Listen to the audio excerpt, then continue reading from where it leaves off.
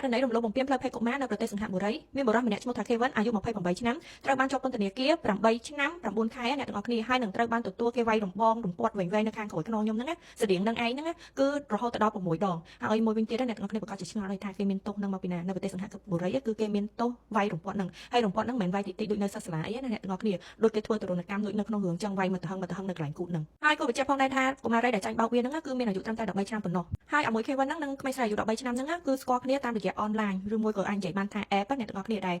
app ហ្នឹងអាចរបៀបថា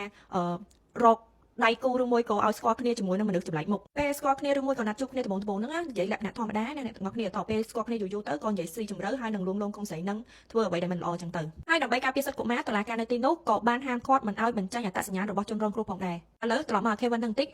មួយ Kevin ហ្នឹងដែលជាប់ពន្ធនាគាររហូតដល់8ឆ្នាំ9ខែនឹងត្រូវដំបង6ដំបងហ្នឹងគឺគ្រាន់តែមួយករណីរំលោភទេណាអ្នកទាំងអស់គ្នានៅ3ករណីទៀតតុលាការកំពុងតែកិច្ចពិចារណាថាត្រូវធ្វើម៉េចហើយករណីមួយនេះដែរចង់រំលឹកដល់ក្មេងៗទាំងអស់ហើយនឹងអាណាព្យាបាលឲ្យដឹងថាគ្រោះថ្នាក់មិនមែនមានតែនៅក្នុងផ្ទះក្រៅផ្ទះឬមួយក៏អីណាអ្នកទាំងអស់គ្នាវាក៏មាននៅតាមប្រព័ន្ធអ៊ីនធឺណិតផងដែរ